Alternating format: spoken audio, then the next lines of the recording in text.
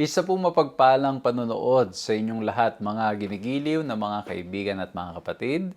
Purihin ang ating Panginoong Diyos sa tayo po ay patuloy na magkakasama, na tinutuklas at inaalam ang mabuting mga balita o ang mabuting balita mula sa salita ng ating Panginoong Diyos. Titingnan natin yung mga lessons kung paano ito ay applicable even sa time po natin ngayon. Ang series po na inyo pong sinusubaybayan ay may pamagat na Growing in a Relationship with God. At sa biyaya natin Panginoong Diyos, I hope na nakakatulong po ito sa inyo. From the title itself or from the series itself, nakakatulong ito upang mas lalo tayong lumalim ang pagkakilala at pagmamahal sa ating mahal na Diyos. Nung nakaraan, pinag-usapan natin ng napaka-practical na paraan how to study the Bible. Tinignan po natin yung 3 letter S. We look at the importance of yung setting na pag tayo nagbabasa. We look at some simple steps. And then yung dulo, linagay po natin doon is the importance of sharing ng salita ng ating Panginoong Diyos. And I hope and pray na ito pong mga bagay na ating natutunan, o kung hindi nyo naman napakinggan, pwede nyo pong balikan anytime para nang sa ganun ay matutunan at makasunod po kayo dito po sa ginagawa po nating series. Ayan, available lamang po yan sa ating YouTube account. Mapapanood nyo po. So muli po, nawa po nakatulong yung ating pag-aaral noong nakaraan at hopefully ngayon, maging pagpapala na naman sa inyo ito at sa ating lahat dahil ang pag-uusapan po natin ngayon ay may pamagat na Prayer Warriors. Samahan niyo po ako sa ating gagawing pag-aaral na ito.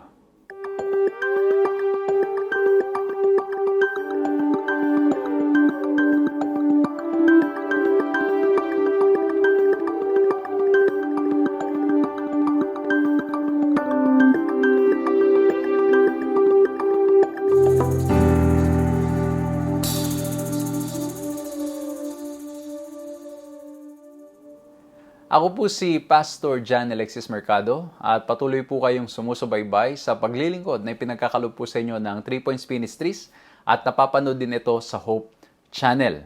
At ganun din po sa mga radyo, sa telebisyon, sa social media. We're very happy na ang ating pong pag-aaral na to is available in all these media platforms. And I hope and pray na kung saan man po kayo nakikisubaybay o nakakasama po namin, nawa po'y mabless kayo, makinabang kayo, and pakishare nyo na rin sa mga kaibigan ninyo at sa mga mahal ninyo sa buhay na meron tayong series na ginagawa ng mga pag-aaral tungkol po sa paglago ng ating relasyon sa ating Panginoong Diyos.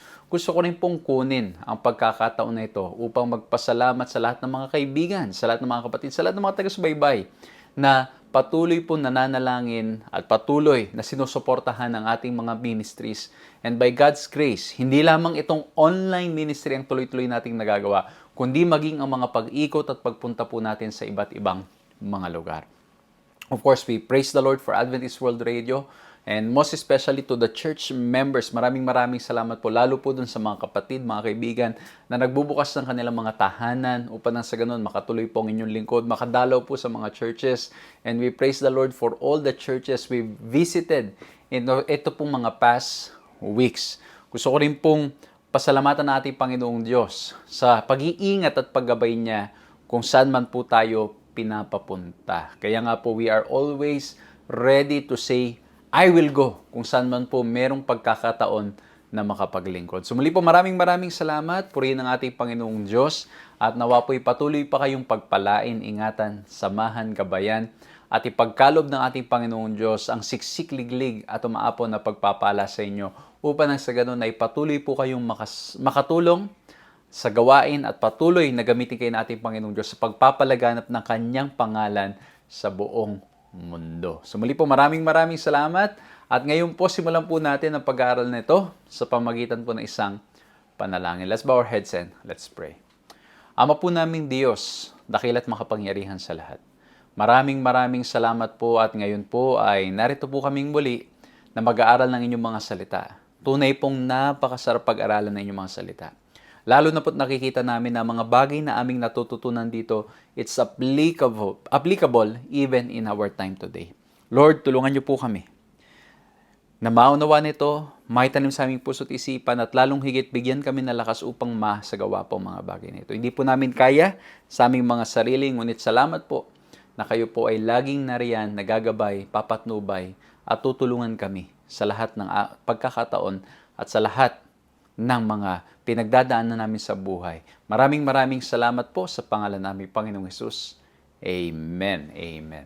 So muli po, isang mapagpalang panunood sa inyong lahat, mga ginigiliw na mga kaibigan at mga kapatid. Purihin ang ating Panginoong Diyos na tayo po ay mag-aaral ng Kanyang mga salita. Again, ang series natin, Growing in a Relationship with God. At ang topic natin ngayon, Prayer Warriors. From the title itself, tayo po ay tinatawagan upang tayo ay maging mapanalanginin. Alam nyo, una ko narinig yan yung prayer warriors nung ako po ay naging member ng Adventist Church. Kasi naalala ko, pag warrior ang pinag-uusapan, ang nai-imagine ko nun, you know, you're always ready for battle. Meron kang hawak na sword, may shield ka o may weapon ka. Pero dito po, we are encouraged to be prayer warriors. Kasi, why? We are wrestling or battling against principalities and power. We cannot do it on our own, and that's why it's important to always pray and submit ourselves before the Lord. So if there is something that the Lord is calling us to do, aside from what we've studied in the past, yung Bible reading, He's also calling us today to be prayer warriors. Na, alam mo yun, pag warrior ka kasi, you're always ready. Pag warrior ka, kumbaga, whatever situation, you're ready to defend, you're ready to attack, you're ready. Sa ano man, you're trained like that. And in terms of our spiritual life, as prayer warriors, we are always ready to be on our knees and to pray before the Lord. Kasi bakit po? That's the only way we can succeed. Ang sabi sa ating key text in Psalms 116, 1-2, I love the Lord because he has heard my voice and my supplications, because he has inclined his ear to me, therefore I will call upon him as long as I live. Ayan. Ang ganda nito. Ang sabi dito, he heard my voice and my supplication. And this is the good news, mga kapatid ko, mga kaibigan ko. When you read the Bible, you will find out that He, our God, is indeed hearing our voice, our supplications, our prayer requests, our petitions. He is listening to us. Kaya lang, ang problema, madalas, ang interpretation natin ng pag-listen ay dapat kung ano ang gusto natin, yun ang ibibigay ng Diyos. Kaya minsan, we misinterpret at sinasabi natin, hindi yata ako napakinggan ng ating Panginoong Diyos. Hindi po ganon.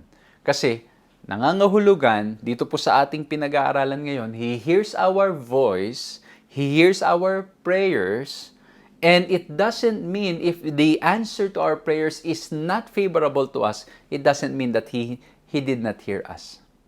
He always hears us and He wants to provide what is best for us. Amen?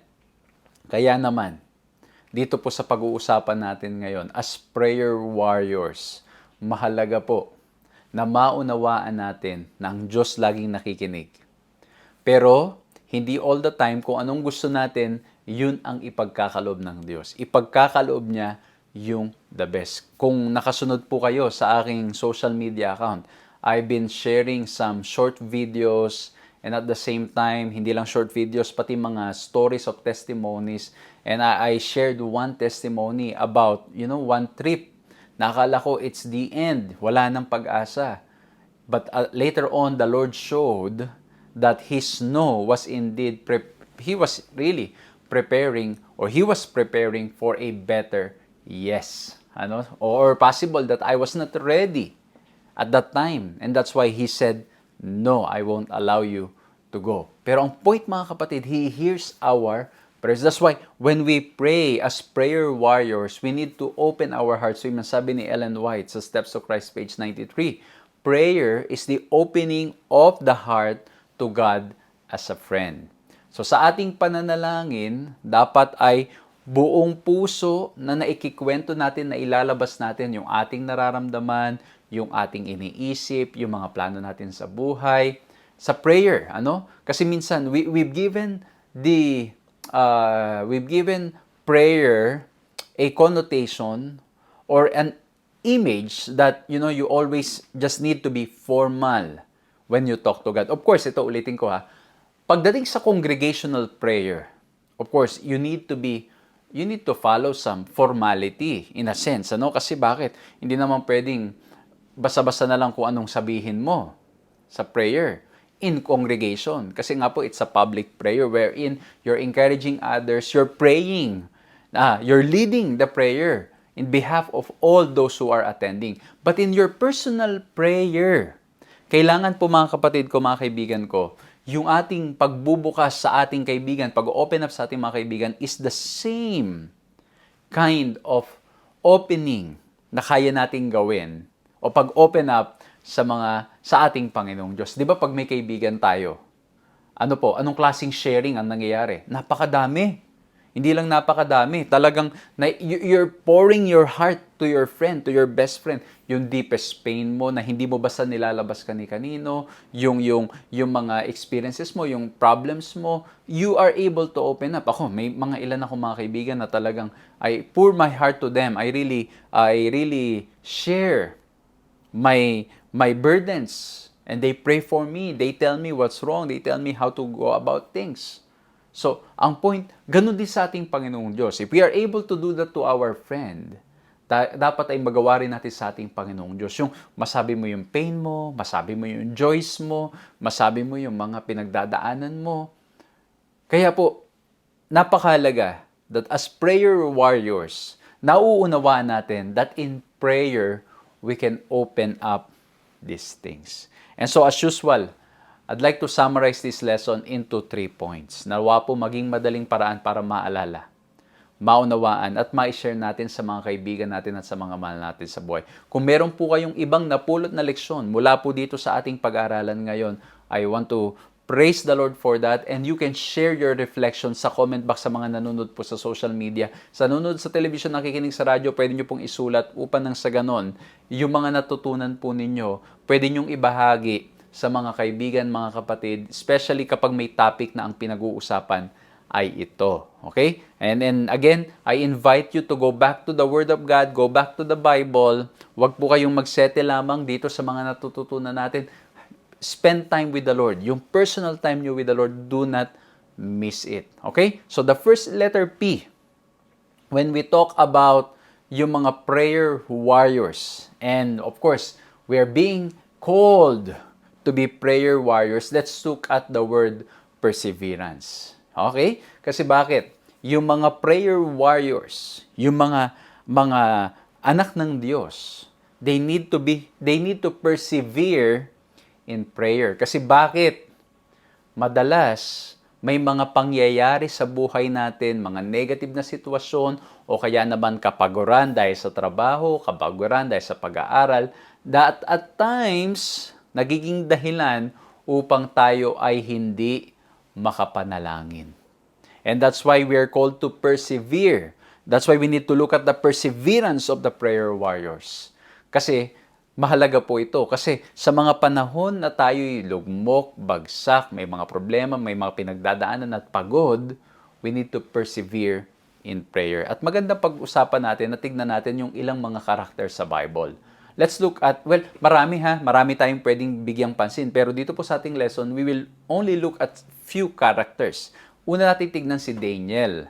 Kung titignan po natin yung story ni Daniel, they were captured. Ito, summary na lang, no? When you read chapter 1, they were captured from Jerusalem and they were brought to Babylon. And then in Babylon, ang nangyari po, they were asked by the king to do some things na ang sabi ni Daniel, no, I will not do it. Ano? Sabi nung doon sa kaharian ni Nebuchadnezzar, kailangan kumain kayo ng mga pagkain na hinanda. And then sabi ni Daniel, no, I will not defile myself diyan sa mga pagkain na yan. And then, by God's grace, in Daniel chapter 1, Nebuchadnezzar was able to witness God's power in the life of Daniel. Kasi bakit po, anong ginawa ni Daniel? Every time there is a situation, good or bad, he was always praying. He was always on his knees, praying to the Lord. And we see that again in Daniel chapter 2. In Daniel chapter 2, anong nangyari po? Nagkaroon ng dream si King Nebuchadnezzar. At ang sabi ni King Nebuchadnezzar, pinatawag niya yung lahat ng mga pantas o yung mga matatalino, yung mga magicians and enchanters and marami pang iba. At pagkatapos, sabi niya, sabihin niyo sa akin ng panaginip ko at ibigay ninyo ang kahulugan.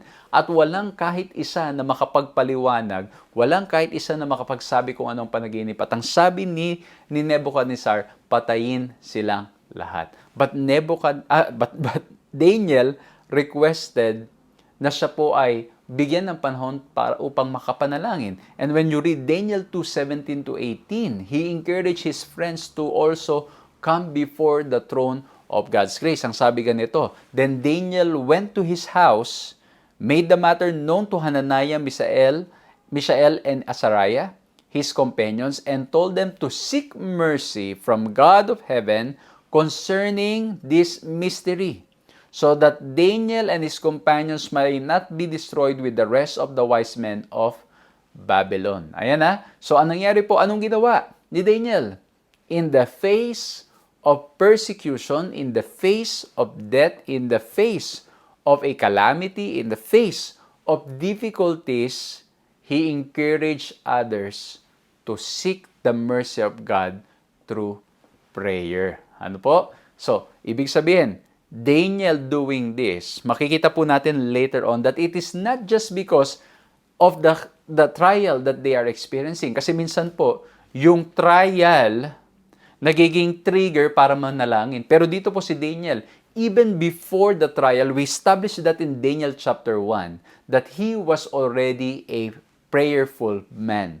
Kaya nga po, merong mga iba, hindi Christ-centered. Ito, narinig ko, isang content, no? Napakaganda. Hindi Christ-centered, kundi crisis-centered. Kapag may pagsubok na, may problema na, biglang may death threat na, O kaya naman may mga naninira na doon na lang nananalangin sa ating Panginoong Diyos. Kapag wala nang makain, pag mawawala ng trabaho, kapag may mga pagsubok na pinagdadaanan, kapag na-busted, na-broken heart, kapag kailangan ng makapasa sa exam, doon lang todo nananalangin. Pero kapag wala na yung mga problema, hindi na lumalapit sa ating Panginoon Diyos. So, nagiging crisis-centered. Pero si Daniel, hindi po ganun. He was a very prayerful man. There is perseverance in him, in his prayer life. Kita-kita natin how he perseveres sa kanyang panalangin na kung saan, kahit may problema, kahit may pagsubok, siya po ay lumalapit sa ating Panginoong Diyos. And that is what God is calling us to do, as He's calling us to be prayer warriors. Na tayo laging, ang ating option is to come before the throne of God. Na sa tuwing may mga sitwasyon tayong hinaharap, kailangan natin ng guidance, kailangan natin ng mga sagot sa ating katanungan, we will seek the Lord in prayer. Minsan po, mas nauuna pa yung sa kaibigan natin, o lalo ngayon, may mga tao ngayon na talagang they are becoming dependent sa AI. Ano po nangyayari? Pati yung mga desisyon nila sa buhay, tatanungin nila kay AI. Sasabihin nila, okay, AI, how do I do this? Well, sometimes nakakatulong yan kasi it gives you pros and cons. Pero at the end of the day, ikaw pa rin ang magdedesisyon, di ba? Kasi minsan niya pati yung iinumin, may mga nakita ko, tatanungin na, what is the best drink for today? Bibigyan ka naman ni AI na maraming mga option. Pero ang point, mga kapatid, mga kaibigan, we need to make that decision to persevere in prayer. Na tayo ay laging handang lumapit sa ating Panginoong Diyos sa anumang sitwasyon, sa anumang mga problema, sa anumang kaligayahan o anumang sitwasyon ng ating buhay tulad ni Daniel. And if you read through the story in Daniel chapter 2, ano pong nangyari? By God's grace, because Daniel spent time in prayer, in praying, ang nangyari po, the Lord revealed the dream to him and also the explanation. And Daniel went before Nebuchadnezzar, and Nebuchadnezzar asked him, do you know what's the meaning of my dream and what's the meaning of it? At ang sabi ni Daniel, it is not in me, but the God of heaven will reveal it. And then he shared. At sabi ni Nebuchadnezzar, wow, ito nga yun. Ito nga yung napanaginipan ko, and thank you for letting me know, and then interpreting what it means. And then he gave glory to God. Again, why? Because he persevered in prayer. And then, eto, makikita ninyo, bata pa si Daniel dyan, sa Daniel chapter 2. He was already a very prayerful man. Minsan na nangyayari, ningas kugon. Magaling lang sa umpisa. Pero sa kalagitnaan, medyo nangihina na. O kaya naman, tas pag tumatagal na, medyo parang nagiging tamad na. Sa paglilingkod, sa pananalangin, alam mo yun, yung magaling lang sa umpisa. O sasabihin siguro na iba, bata pa si Daniel dyan, pastor. Siyempre may energy pa, may panahon pa. Talagang hindi pa siya sobrang busy. That's why he can pray. He is a very prayerful man. But by God's grace, we will see that because of this continuous relationship with God, because Daniel was continuously spending time with God in prayer, makikita po natin yung pattern sa Bible that even when he was already old, he was still a very prayerful man. And that's why mahalaga na yung mga practices na meron tayo ngayon, mabuo po natin yan at matuloy-tuloy natin sa biyaya ng Panginoong Diyos. Kasi sa ating mga sarili, we are weak, and most of the time, the enemy will attract us to do something else. And that's why we encourage each other na mas lalo pang lumapit sa ating Panginoong Diyos, lalo pang mag-spend time sa Kanya, at huwag pahintulutan na yung kabisihan ng sanlibutan o ng mga bagay sa ating paligid ang humadlang sa atin sa pananalangin sa Kanya. Kasi dito po si Daniel, matanda na siya sa Daniel chapter 6. Sa Daniel chapter 2, bata pa. And we see na siya'y very prayerful man. And this is a lesson for you, young people. Sa mga kabataan na sumusubaybay, and I praise the Lord, no? Going around churches, may mga kabataan po tayo na nakikinig, na nakakasama po namin sa mga pag-aaral na to. I'm very happy that you're joining us sa mga pag-aaral natin. Ito yung lesson para sa inyo. Hindi porket kayo'y kabataan, hindi kayo makakapag-persevere sa prayer. Kumbaga, kasi minsan ang mindset, kabataan ka pa, enjoyin mo muna, huwag ka muna mag-spend time sa ganyan. But look at Daniel, he was very young. And yet, he was a prayerful man. Kung makikilala kayo, I hope na makikilala kayo bilang mga kabataan na mga mapanalanginin. Okay? Makikilala kayo bilang mga kabataan na nagmamahal sa Diyos ng lubusan. And as young as you are, God can use you. Tingnan nyo to, isang kabataan, ginamit natin Panginoong Diyos to speak before a king. And God can use you as well if you remain committed, you remain focused, if you persevere in prayer. Amen? Sa mga kabataan natin dyan, ha? And now, punta tayo dito sa Daniel 6 kasi bakit po dito medyo matanda na si Daniel. So ito naman, yung balance, kita ninyo, yung bata siya, tapos ngayon matanda siya, and of course, in the middle of it, we see that it is the practice of Daniel. Kasi bakit po? Again, sa Daniel chapter 6. Now, hindi lang sa Babylon, ito kay Darius, okay? The leader of the Medes. Di ba? Tandaan nyo sa history, yung tawag dito, yung Babylon was captured by Medo-Persia. And then, ito pong si Daniel, ay inabot niya pa ito. And now, he is in he was taken, or hindi lang taken, but he was now under the leadership of not anymore Babylon, but Medo-Persia. At dito po, ang nangyari po mga kapatid ko, mga kaibigan, sa Daniel chapter 6, with Darius, Darius was able to recognize the spirit that is in Daniel. Okay? Na-recognize ni Darius yan. Pero may mga naiinggit sa paligid. At ang nangyari po, yung mga nainggit sa paligid, pinuri ng todo si Darius. At ang nangyari, nung pinuri siya ng todo, ang nangyari po ay medyo itong si Darius, napasabi siya na, sige, sabihin ninyo kung ano ang gusto ninyo. Siyempre, ang nangyari po, let's say, puro pambobola ang ginawa. Kaya ito, mga kapatid ko, mga kaibigan ko, mag-ingat tayo. Kasi bakit po, ang nangyayari pag minsan, pag tayo'y nabola na, nasabihan na, pag sobrang saya natin, nakakapag-decide tayo ng hindi natin pinag-iisipan. Okay? Kailangan po, huwag kayong magdesisyon kung kayo'y sobrang saya o kaya sobrang lungkot. Make sure na you have the sound mind, you're able to see the pros and cons before making decision. Dito po si Darius, he was so happy with all the praises that he's receiving. Sobrang saya ni Darius. Kaya nangyari po ay, sabi ng mga tao sa paligid niya, dapat ikaw lang ang sinasamba. Dapat wala nang iba. Kung sino man na magpe-pray, itapon natin sa lions din. Pumayag naman itong si Darius.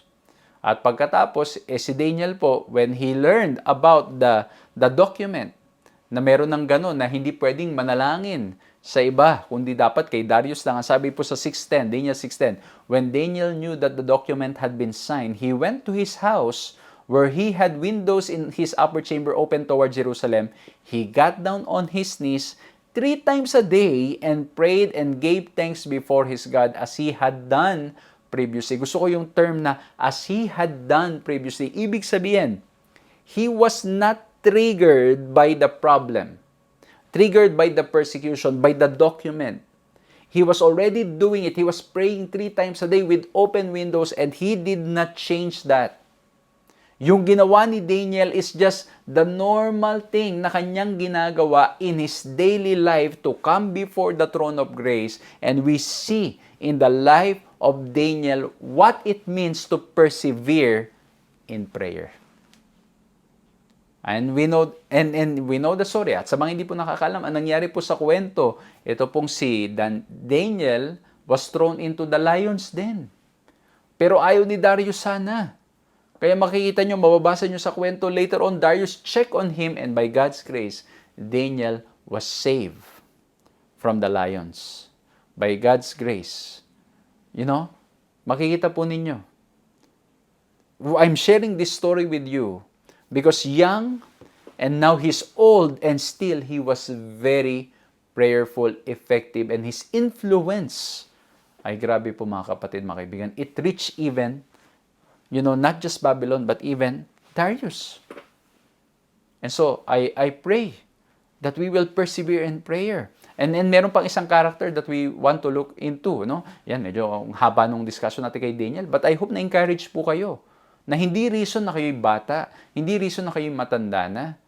We are to persevere in prayer. We are to open our hearts to the Lord. At anumang problema at pagsubok na meron tayo, patuloy nating ilapit sa Diyos. Hindi lang dahil may problema, kundi dahil nasanay na tayo na makipag-usap sa Diyos at nakita natin na ang tunay na kasiyahan ng gagaling sa pakikipag-usap sa Panginoon at sa Kanyang presensya. Amen? So now, let's look at Enoch. Kasi bakit po? Sa Genesis 5:24 ang sabi, Enoch walked with God and he was not, for God took him. Okay?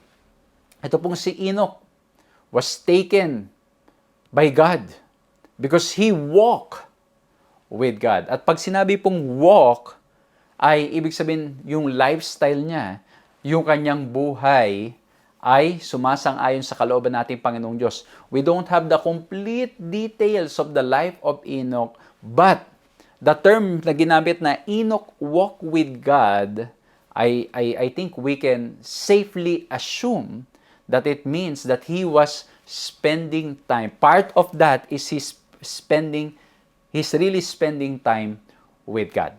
Okay, he's following the law, he's following what the Lord asked him, and at the same time, he spends time. His time with the Lord is so precious. Ano po, I think we can safely assume that. Kasi bakit po? Yung mga prayer warriors ng ating Panginoong Diyos, they persevere in prayer. Kasi bakit sa Romans 12 ang sabi, rejoice in hope, be patient in tribulation. Ang sabi dito, be constant in prayer. Be constant in prayer. And I believe when we say a person is walking with God, we can safely connect and say that those who walk with God, they are constantly, continuously, and consistently talking with God through prayer. Amen? Ito pa sabi sa Patriarchs and Prophets, page 86 to 87. In the midst of a life of active labor, Enoch steadfastly maintained his communion with God. The greater and more pressing his labors, the more constant and earnest were his prayers.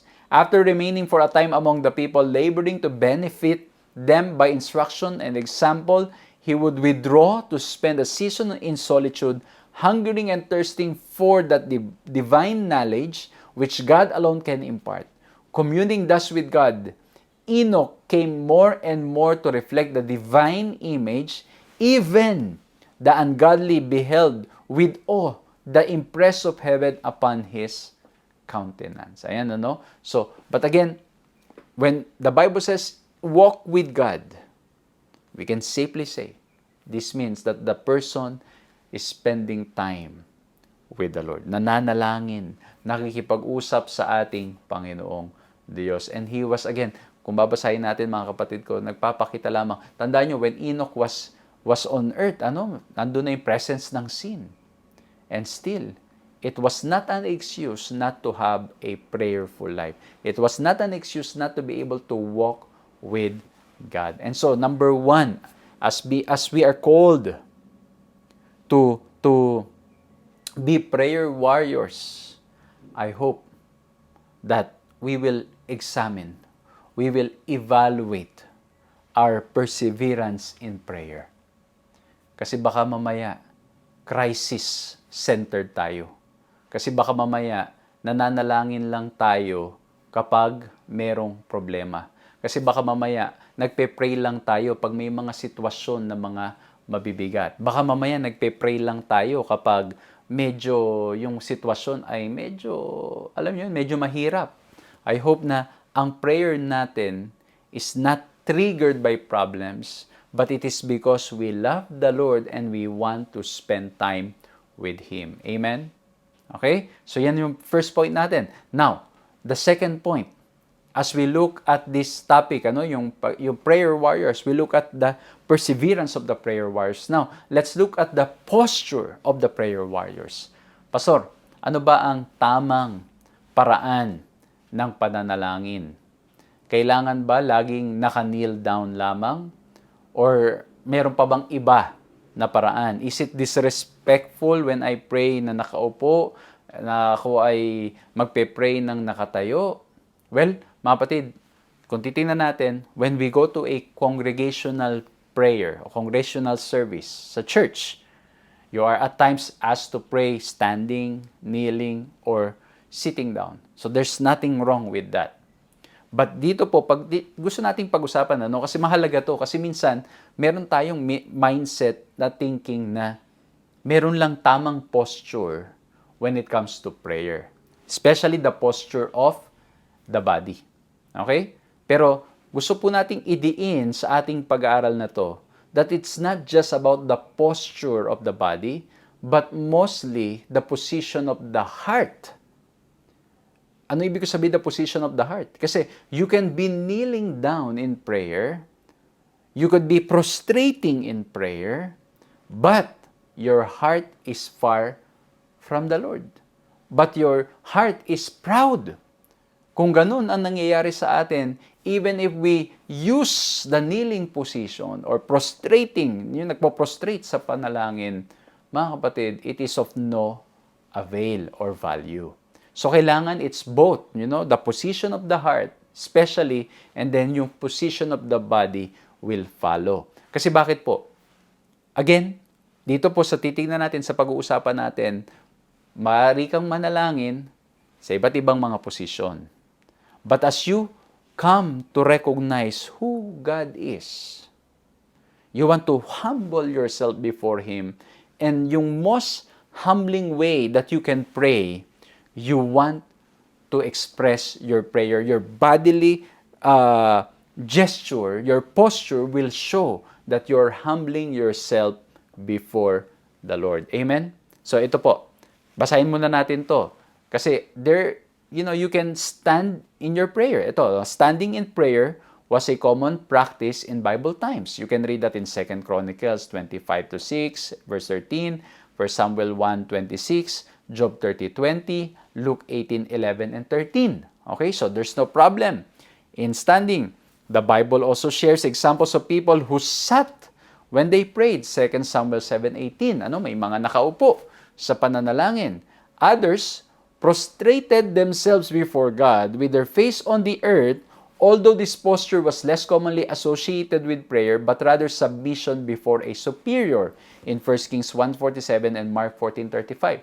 Meron pang mga ilang records na sila ay nakatingin sa langit. Meron naman yung iba, nakayuko, nananalangin. Iba-iba yung mga posture. But one thing is sure, they are coming before the Lord. They humble themselves before the Lord in prayer. Pero tandaan nyo, yung sinasabi ko kanina, meron ding mga prayers na hindi pagpapakumbaba ang intention. Naalala nyo yung kwento ng Pharisee at saka isang tax collector who they went to the synagogue to pray. Yung Pharisee, ang sabi niya, ay, salamat Lord. Hindi ako tulad noon na makasalanan. And alam mo yung nagpaparinig, hindi ako tulad niya, ako ay ganito, ako ay ganyan. Yun ang kanyang panalangin. Di ba po? So makikita po natin, and I guess, as a Pharisee, they love to showcase.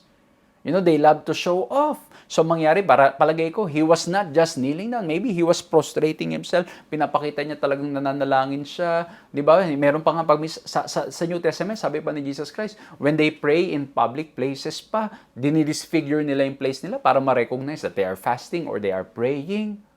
But the position of the heart is not in humility. So again, it should go together. Okay?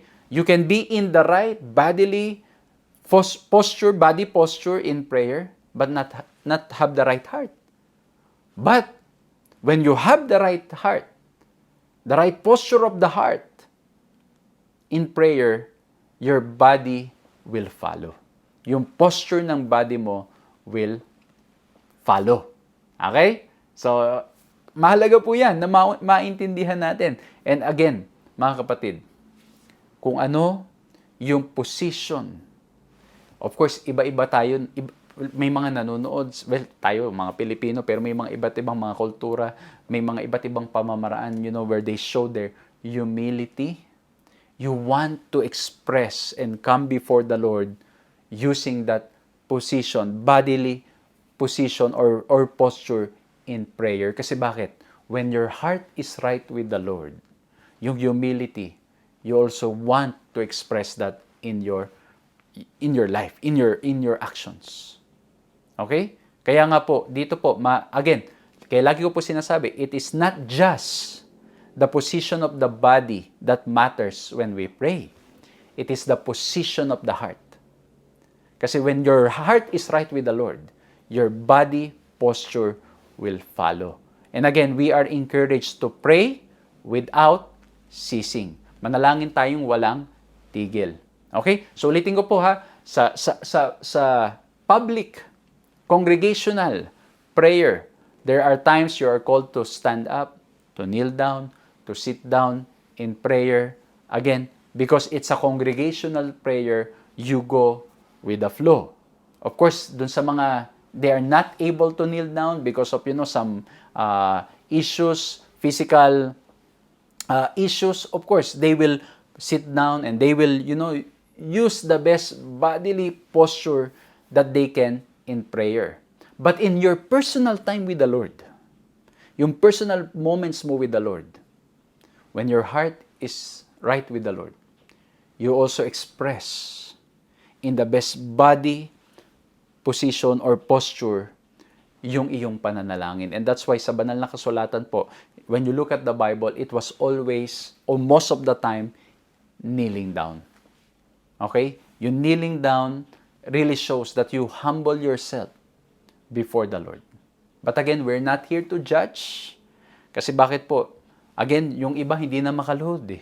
Yung iba hindi makatayo. And so, kung ano yung the best nilang magagawa in their body position in body posture in prayer, then do that.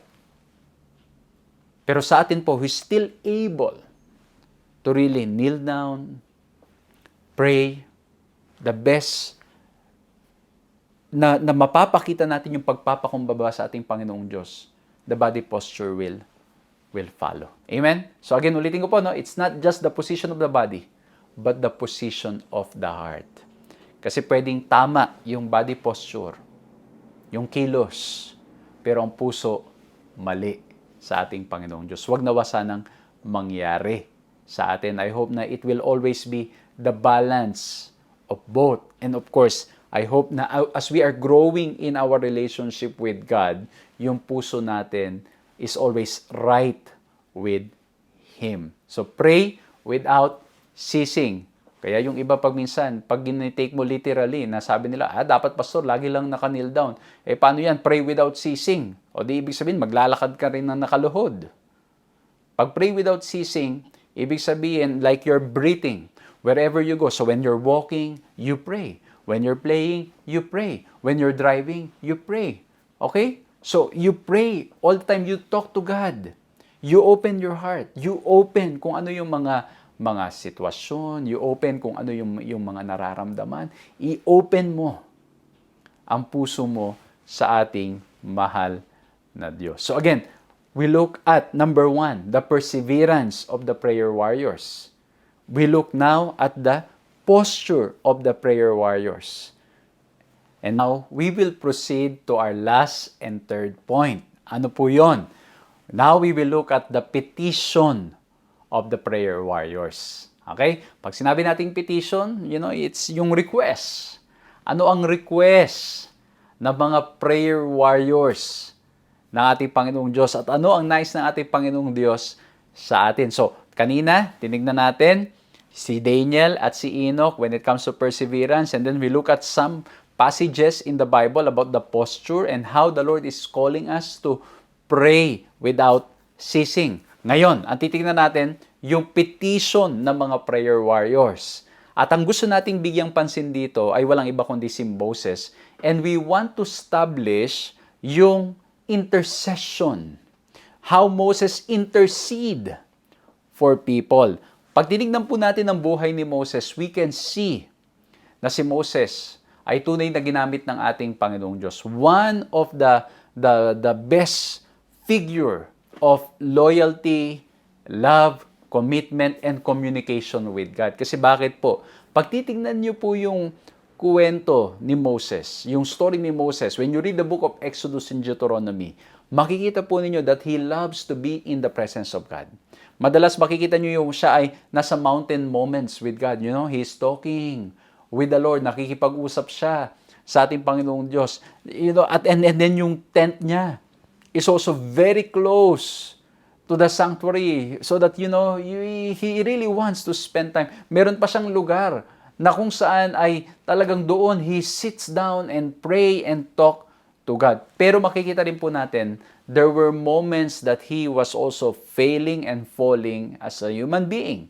But that did not stop him to spend time with God. Gusto kong basahin to. As we journey with Moses through the ups and downs of his humble leader's life, we see time and time again that the single most important part of his life and the secret to his success as a godly leader was his constant communication and abiding relationship with God. He was always praying.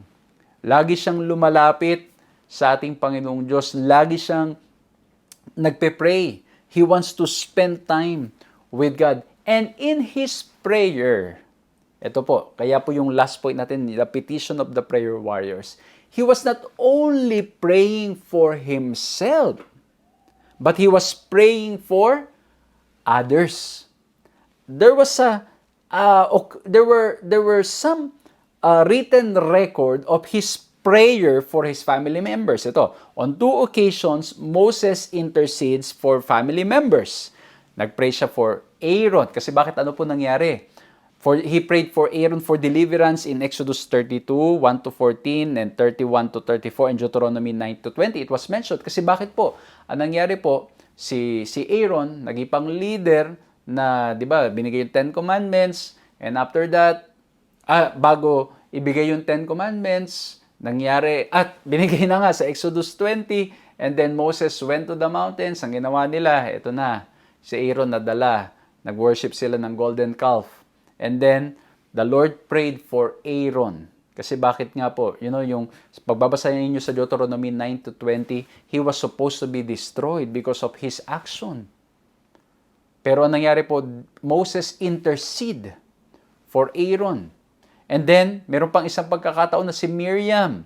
Ano po nangyari? Si Miriam ay pinag-pray ni Moses for healing in Numbers 12-13. So, he was not only praying for himself, he was praying for his family members. Kasi bakit? Ang nangyari po kay Miriam, basahin natin ito, what is particularly amazing about the interaction with Miriam is that Moses was the recipient of her poor treatment and jealousy.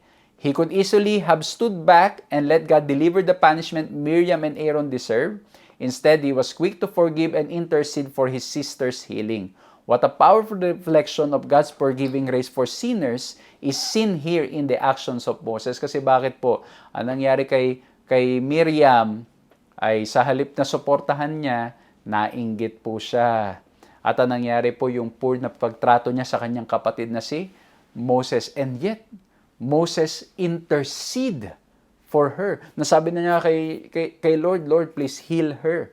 Minsan, di ba, pag tayo ganyan, pag tayo yung nagawa ng mali o kaya tayo ay sinisiraan o kaya ginawa ng mga kalokohan, minsan ang content na ng prayer natin sana mapahamak. Sana mangyari sa kanya, hindi maganda. Minsan ganun na yung nagiging prayer natin.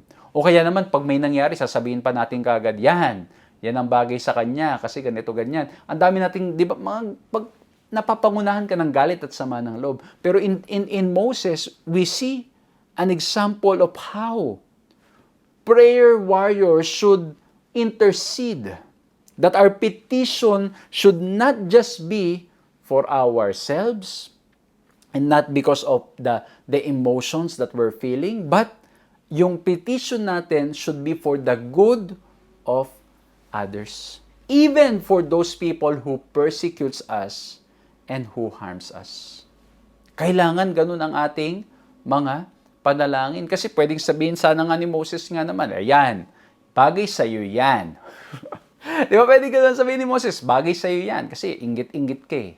O di ba, ginawan-gawan mo pa ako ng mga chismis. Ginawa mo pa ako ng kwento. Yan nangyari tuloy sa'yo. Yan ang balik sa'yo. Di ba, minsan may mga ganon. Pero dito si Moses, no. He was interceding for her sister. Mga kapatid, alam nyo, this is very powerful for me. Kasi minsan talaga ganon na nangyari sa ating mga tao. Kasi pag tayo galit, tayo nagawa ng masama, let's say, hindi mo ipinagpe-pray na may mangyari sa tao. Pero pag may nangyari, para bang sa halip na malungkot ka at mag-intercede ka for the person, parang yan, deserve yan. Minsan ganun na nangyayari. Parang we're easy to pass judgment on others. And if this is happening to us, it's a calling for us to come to the feet of Christ. To come to the foot of the cross. Kasi ito'y nangangahulugan na kailangan natin ng pagliligtas at patuloy pa nating maranasan ang biyaya at pagmamahal ng ating Panginoong Diyos. Amen? Mga kapatid ko, mga kaibigan, if you find yourself being happy sa mga nangyayari na hindi maganda sa mga taong nakapanakit sa inyo o kaya naman mga tao na nakagawa sa inyo ng kamalian, I invite you today to experience more the forgiveness of God. This is an invitation from the Lord maging sa inyo pong lingkod, na patuloy nating maranasan ng pagmamahal at biyaya ng ating Panginoong Diyos upang nang sa ganon, magawa rin naman natin na magpatawad at ipanalangin yung mga taong nananakit, nakasakit, at mga nag-iisip o gumagawa ng hindi maganda sa atin. Grabe no mga kapatid. Talagang biyaya lang ni Lord. Kasi I think it's impossible sa ating mga sarili na magawa natin ito. But through the grace of God, through continuous na growing in our relationship with the Lord, it's possible. The more we look at Jesus Christ, the more He will give us the grace and the strength para magawa po itong mga bagay na ito. So, again, the petition of the prayer warriors, we should be praying for those people who hurt us. Sabihin siguro dito, pastor, family niya yan, kaya talagang ganun, madali siya magpatawad yan. Pero tingnan nyo din po ang kanyang story when it comes to the Israelites. Grabe ang panalangin at intercession, ang petition ni Moses para sa bayan ng Israel. Kasi we see many times na ulit-ulit nagkasala, ulit-ulit nagkamali, ulit-ulit bumagsak, and yet Moses was so prayerful. Moses was really interceding for them. At yung pinakamatindi ay yung binanggit niya sa Exodus 32:31-32. Ang sabi ganito, "So Moses returned to the Lord and said, Alas, this people has sinned a great sin. They have made for themselves gods of gold. But now if you will forgive their sins, but if not, please blot me out of your book that you have written." Ay, grabe. Ang sabi po ni Moses, kung sila ay hindi mapapatawad, maari po ba natanggalin na lang aking pangalan at sila ay mapagbigyan pa ng ikalawang pagkakataon? But of course, this is not because Moses is more gracious than God. God is far more gracious, more loving. But in here, Moses, because of his continuous relationship with God, growing relationship with God, ang nangyari po si Moses was able to understand the character of God, that God will do everything in His power para nang sa ganon ay maligtas sa mga tao. And Moses understanding the character of God, and now it reflects sa kanyang mga salita, sa kanyang mga ginagawa, sa kanyang buhay. At ang sabi niya ngayon, kung pwede ba ako na lang. Ako na lang ang sasalo na hindi maligtas, mapatawad lamang sila. And we see this, mga kapatid, in the life of Christ. Kasi bakit? In Christ, ang ginawa po natin Panginoon Jesucristo, He took the punishment of sin na para sa atin so that all of us ay magkaroon ng pag-asa at magkaroon ng kapatawaran at upang nang sa ganon makasigurado sa kaligtasan. Jesus bear it. Took the burden of sin. Took the punishment of sin that is supposed to be for us. Nagkaroon ng substitution because of Christ. And in here, makikita po natin si Moses, because of his growing relationship with God, his petition was not for himself, but he was praying for the people of Israel.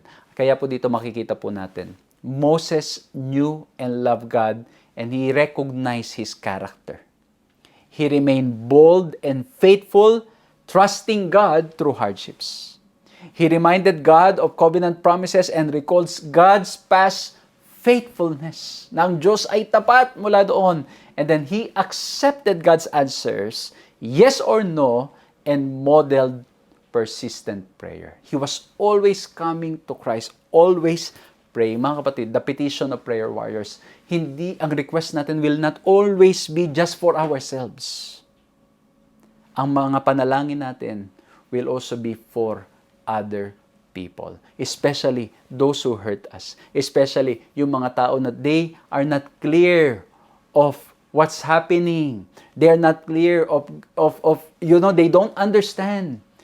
Ang kalooban natin, Panginoon Diyos, we pray for them. We don't just pray for ourselves. Kaya po dito sa pinag-aralan natin, we look at three-letter P's. We look at the perseverance of the prayer warriors. We look at the posture of the prayer warriors. And we look at the petition of the prayer warriors. And I hope and pray that we will be part of those prayer warriors. Na tayo, we will spend time with the Lord in prayer. We will enjoy the presence of God more and more. Nawa po'y na-bless kayo sa ating pag-aaral na to. Let's bow our heads and let's pray. Maraming salamat po, mahal na Diyos, sa aming napag-aralan. Nawa po'y patuloy naming maranasan ng inyong biyaya at pagmamahal. Salamat, Panginoon, sa pagpapaalala sa amin of the importance of praying.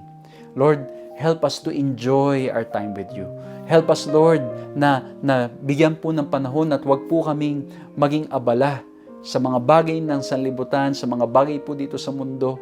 Tulungan kami, Panginoon, to enjoy your presence, to always open up to you as if we are opening to a friend. Because you are our Lord, you are our Savior, you are our friend, you are our brother. Lord, tulungan niyo po kami kasi hindi po namin kaya sa aming mga sarili. Tulungan niyo kami, Panginoon, to persevere in prayer. Tulungan niyo po kami maging mapagpakumbaba lagi.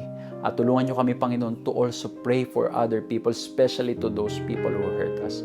Pagpalain niyo po ang bawat isa at patuloy po nawa kaming manghawak lamang sa inyo sa anumang oras at sa anumang panahon. Purihin ang inyong pangalan sa pangalan ng aming Panginoong Hesus. Amen. Maraming salamat po sa inyong ginawang pagsama sa ating programang ito. Nawa po'y nakinabang kayo, nawa po'y na-bless kayo, at nawa pong pag-ibig ng ating Panginoong Diyos ang lagi nating maranasan. Please share this video para mas marami pong ma-bless at mas maraming marating. And muli po, salamat sa lahat ng mga tao, kaibigan na nagpe-pray at nagsusupport sa ating gawain. Magkita-kita po tayong muli sa susunod na pag-aaral. God bless you.